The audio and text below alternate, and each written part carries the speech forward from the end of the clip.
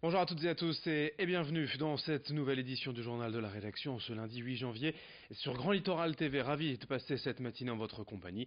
Vos prévisions météo tout d'abord et encore ce temps gris mais sec annoncé aujourd'hui partout dans la région. Un ciel bas et nuageux pour tout le monde tout au long de la journée. Pas de pluie de prévu donc, toutefois c'est déjà pas si mal. Mais les températures seront fraîches et inférieures au normal de saison aujourd'hui. 4 degrés à Dunkerque, Saint-Omer et à Calais. 3 degrés à Boulogne et au Touquet. Prévision météo complète après ce journal. À la une de l'actualité d'abord en ce lundi, ce dramatique incendie ce week-end à Étré-Blanche près d'Aire-sur-la-Lys. Dans la nuit de samedi à dimanche vers 2 heures du matin, le feu a détruit entièrement une maison et causé la mort de deux jeunes de 16 et de 22 ans. Leurs parents avaient pu sortir de la maison à temps même si la mère de famille a été gravement brûlée. L'intervention a également coûté la vie à deux pompiers volontaires de 21 et de 32 ans, victimes de l'embrasement généralisé lors de leur entrée dans l'habitation. 80 pompiers ont été nécessaires pour maîtriser cet incendie, finalement circonscrit vers 5 heures du matin. Mais depuis hier matin, la motion est importante dans ce village et à Lillers également, la caserne où étaient volontaires ces deux pompiers. On en reparlera bien sûr dans nos prochaines éditions. Autre actualité, ce week-end dans un registre heureusement plus heureux, le retour de Danny Boone dans la région à l'occasion des projections de son nouveau film La Ch'tite Famille en avant-première, notamment vendredi à Lille au Nouveau Siècle, mais aussi ce week-end à Dunkerque, Saint-Omer, Coquelles et Berck. Un vrai marathon promotionnel alors que le film ne sort dans la région que le 23 février et en France le 28. Cette comédien, pour rappel, relate l'histoire d'un ch'ti devenu un designer connu mais qui cache ses origines à ses proches, ses amis et collaborateurs parisiens. Un film écrit et réalisé par Danny Boone qui endosse aussi le rôle principal, une omniprésence artistique pour un film plus personnel, explique l'acteur. Nous étions à cette avant-première et on écoute Danny Boone. Je raconte une histoire. Moi, vous savez, j'ai fait il y a 15 ans Asbarak et Anch'ti, qui était d'ailleurs personne n'en voulait de ce spectacle. J'ai supplié la boîte Universal à l'époque qui sortait mes DVD de le prendre. Ils n'en ont pas voulu. Et donc c'était F1 qui avait récupéré à l'époque les droits. En me disant, mais on veut le spectacle suivant. J'ai dit, celui en français. J'ai dit, ok. Et en fait, ce qui est fou, c'est que j'ai jamais autant. On n'a jamais. Le succès d'Asbarak et Anch'ti a été énorme. Et c'était. Dedans, il y avait un peu déjà de Bienvenue chez les Ch'tis.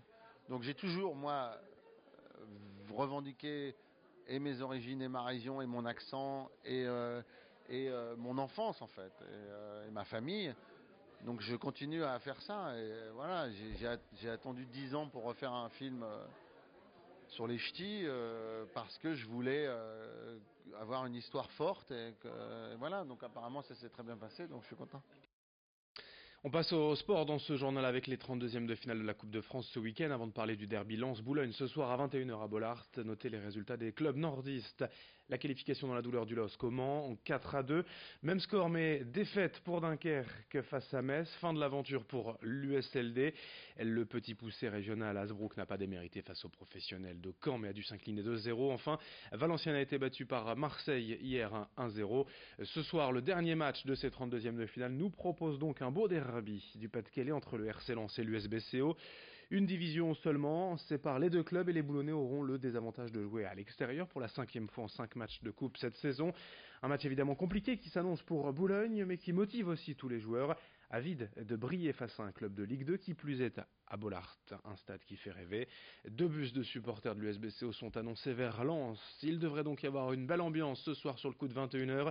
Louis Caillé est allé la semaine dernière à la Warocry, le centre d'entraînement des Boulonnais, pour connaître leur état d'esprit à l'heure de jouer ce match de Coupe de France.